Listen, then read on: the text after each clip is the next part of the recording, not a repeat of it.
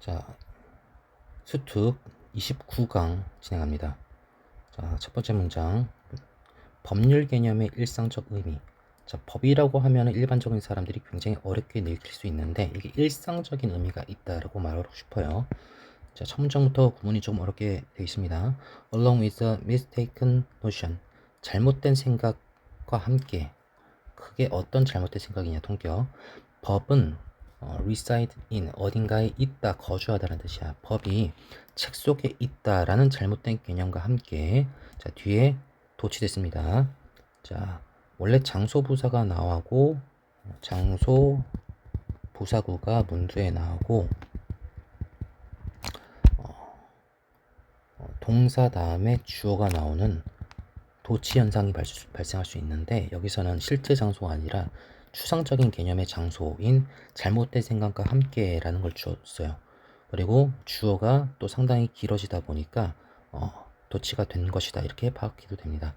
다시, 법이 책 속에 있다라는 잘못된 생각과 함께 똑같이 잘못된 생각이 있습니다. 어떤 생각이냐면, 다시 동격, 법이 비밀인 거고 또는 적어도 보편적인 사람들에게 접근 가능하지 않다라는 잘못된 생각도 있대요.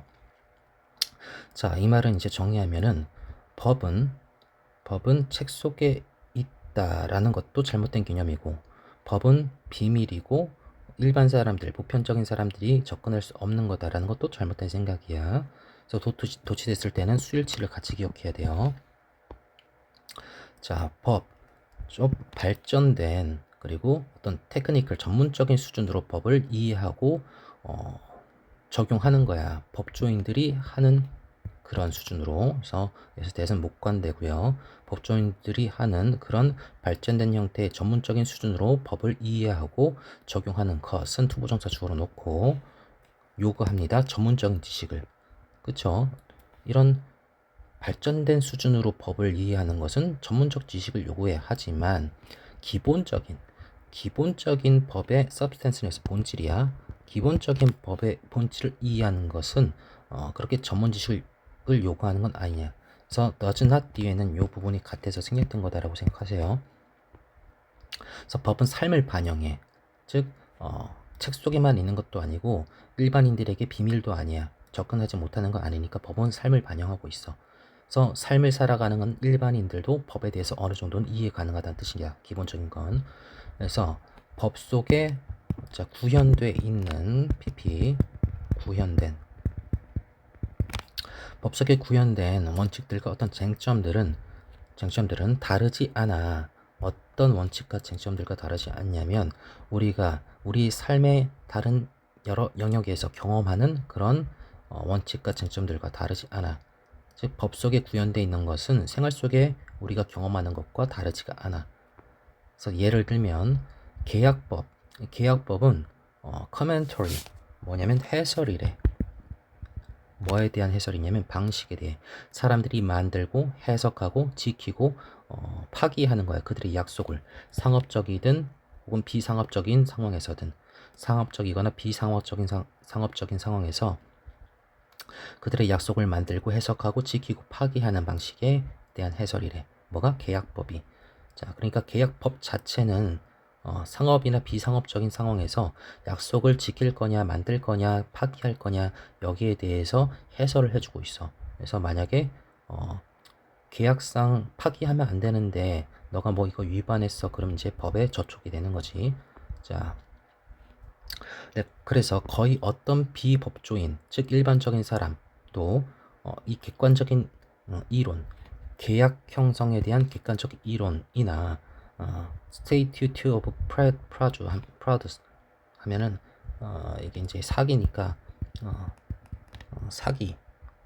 사기를 방지하는 법, 사기 방지법에 대한 어떤 것을 설명할 수 없어. 그치? 비법조인, 일반적인 사람이니까 계약 형성에 대한 객관적인 이론이라든지 사기 방지법이라든지 이런 거 설명할 수 없어. 하지만 그래도 사람들은 많이 생각해 왔대. 계약과 약속에 대해서. 법에 대해선 잘 몰라. 그 이론이라든지 그 법 자체를 설명할 수는 없어. 그래도 법에 대해서, 계약에 대해서는 생각을 많이 했던 거야. 왜? 그 법은 일상생활 위해서 법은 일상생활을 반영한다고 그랬잖아. 그래서 보니까 어떤 많은 생각을 했느냐 이 생각에 대한 흔적을 밑에 예시를 들어 적어놨어요. 만약 네가 너의 손가락을 교차해 언제 네가 약속을 할 때 그럼 그것은 의미하느냐 대절을 그 약속은 중요하지 않다는 것을 의미하느냐 그래서 카운트 중요하다란 말을 썼어요. 그러니까 예를 들어 이제 손가락을 꼬고 약속해. 그러면 어겨도 되는 약속이라고 생각할 수 있는 거야. 자, 나 손가락 껐으니까 나 약속 이거 내가 약속할 때 손가락 꼬고 했으니까 난 이거 안 지킬 거야. 사실 그 약속 가짜 약속이었던 거야. 이렇게 할 수 있는 거야. 그러니까 사람들이 어겨도 되는 약속하고 지켜야 될 약속하고 구분하고 있다는 뜻인 거야. 약속과 책임의 무게를 고민하며 살아간다는 흔적이지. 즉 내가 이걸 지켜야 되는 약속, 계약이라고 생각했다면 손가락을 꼬지 않고 약속을 했을 거란 말이야. 근데 이건 어겨도 되고 내가 법적 책임을 묻지 않는 계약이라고 생각했으면 장난식으로 손가락 꼬고 약속해도 괜찮다는 거지. 그러니까 일상생활에서 구분을 하고 있는 거야. 지켜도 될 약속인지 아닌지를. 그리고 만약 네가 새롭게 구매된 TV가 있는데 작동을 안 해. 그렇다면 너는 그것을 가게에 환불을 할 수 있느냐? 자, 내가 법은 몰라. 그래도 이 TV 새로 산 건데 이게 잘 작동이 안 돼. 오류가 있어. 그러면 당연하게 상식적으로 이거 교환해야 되는 거 아니야? 이거 법에 문제 있는 거 아니야?